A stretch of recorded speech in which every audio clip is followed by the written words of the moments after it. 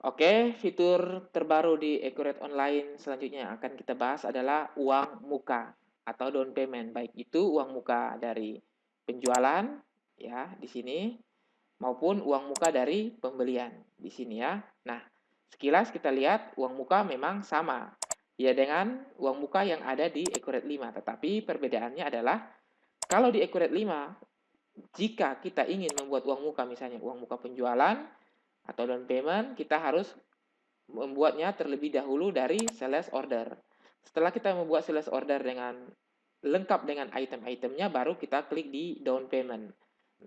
Begitu juga dengan pembelian atau purchase. Sebelum kita membuat down payment, kita harus membuat terlebih dahulu purchase order ya, lengkap dengan nama vendor, item-itemnya, dan baru kita bisa klik down payment dan kita melakukan pembayaran uang muka.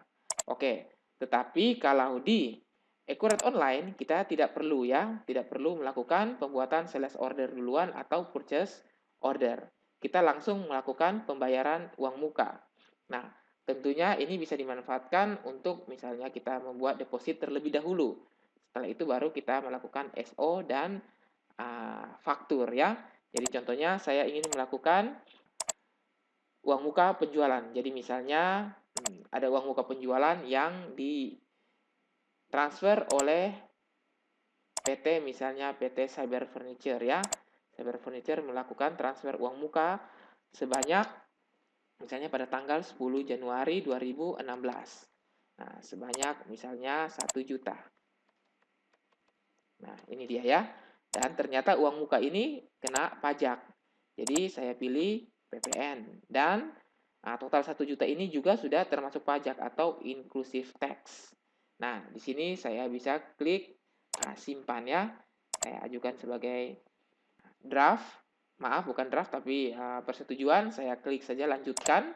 Nah, setelah itu lalu saya buka kembali faktur uang mukanya. Nah, saya bisa lihat jurnal ya.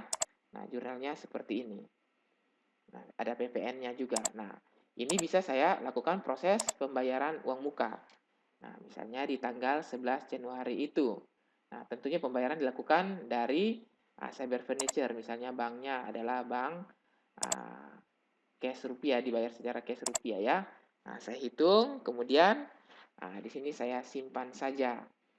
Nah, saya simpan, saya ajukan sebagai persetujuan. Oke, jadi pembayaran uang muka selesai. Nah, sekarang baru saya membuat sales order untuk si Cyber Furniture ini. Jadi misalnya Cyber Furniture membuat pesanan penjualan, saya klik di penjualan, di pesanan penjualan saya pilih Cyber Furniture ya. Nah, di Cyber Furniture misalnya di tanggal 15 Januari 2016. Seperti ini. Nah, Cyber Furniture ingin membeli AC Changhong sebanyak 1 piece dengan harga 3.375.000 ya. Kita klik lanjut saja. Nah, setelah itu saya klik di bukan ambil ya, tapi saya klik langsung simpan. Nah, ajukan persetujuan. Nah, ini sudah diajukan persetujuan untuk sales ordernya Cyber Furniture. Nah, selanjutnya saya membuat lagi faktur ya, faktur penjualan. Nah, faktur penjualan ini saya buat untuk Cyber Furniture misalnya.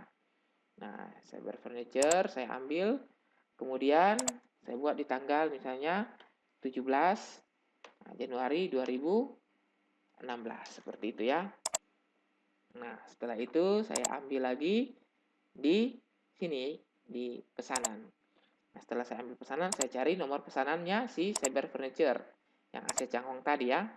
Nah, setelah itu saya bisa melakukan settlement terhadap uang muka. Jadi bisa saya ambil di sini ya, uang muka atau mungkin bisa juga dari sini. Coba saya lihat apakah ada. Nah, ini DP ya. Nah, DP saya bisa ambil juga dari sini. Nah, atau saya bisa juga ambil dari sini dan saya klik di nomor uang mukanya. Nah, 1 juta ya. Untuk cara menggunakan fitur uang muka yang ada di penjualan ini. Nah, ini bisa saya simpan. Nah, ajukan sebagai persetujuan. Oke. Apabila ada warning, kita klik lanjutkan. Begitu juga dengan uang muka pembelian ya. Jadi kalau untuk uang muka pembelian tidak ada bedanya. Jadi misalnya saya klik uang muka, kemudian saya ambil salah satu vendor, misalnya Glodok Elektronik. Nah, di sini saya buat tanggal 10 Januari 2016. Saya klik 10 Januari 2016, ada uang muka yang saya bayarkan kepada Glodok Elektronik sebanyak 1 juta. Ternyata uang muka ini kena pajak dan sudah termasuk PPN. Nah, pajak pertambahan nilai. Nah, di sini saya masukkan nomor faktur penagihan uang mukanya. Nah, setelah itu saya simpan, ya, saya ajukan sebagai draft. Nah, saya buka lagi uang mukanya, ya. Nah, apakah bisa langsung diproses pembayaran? Ya, ternyata bisa ya. Jadi misalnya saya proses pembayaran di tanggal 10 Januari juga ya, melalui cash rupiah. Nah, di tanggal, maaf, saya buat lagi di tanggal 10 Januari 2016. Saya klik Oke. Nah, 10 Januari 2016. Nah, di sini saya klik di pembayaran ya. Saya hitung nilai pembayaran dan nomor cek saya masukkan. Maka begitu saya enter akan keluar tanggal ceknya. Nah, jadi tanggal ceknya ini sesuai dengan tanggal bayar. Atau kalau misalnya dibayar pakai giroh mundur ya silahkan ya. Kita tentukan tanggalnya. Nah, di sini saya langsung pembayaran uang muka 1 juta saja. Saya simpan. Saya ajukan sebagai persetujuan. Nah, setelah itu baru saya buat PO-nya sekaligus faktur. Jadi misalnya saya buat PO ya, pesanan pembelian, saya pilih di sini Glodok Elektronik ya. Nah, misalnya saya pilih Glodok Elektronik pada tanggal misalnya 12 Januari 2016. Nah, seperti itu. Kemudian saya pilih barang yang akan saya pesan, misalnya AC Changhong. Nah, sejumlah 2.500.000. Saya klik oke ya. Nah, satu set saja. Nah, setelah itu saya simpan pesanan pembeliannya. Setelah disimpan, saya buka lagi pesanan pembelian dan saya proses menjadi faktur. Jadi faktur ini misalnya di tanggal 15 ya, 15 Januari 2016 ya, sebagai fakturnya. Nah, di sini saya bisa melakukan settlement terhadap uang muka. Jadi misalnya saya ambil uang muka. Tentunya ada nomor uang muka yang akan tampil di sini. Nah, 03 ya, jumlah 1 juta. Atau saya bisa ambil juga dari DP ini dan saya klik di sini. Nah, 03 ya, nomor faktur harus diisi. Oke, misalnya Glodok 003.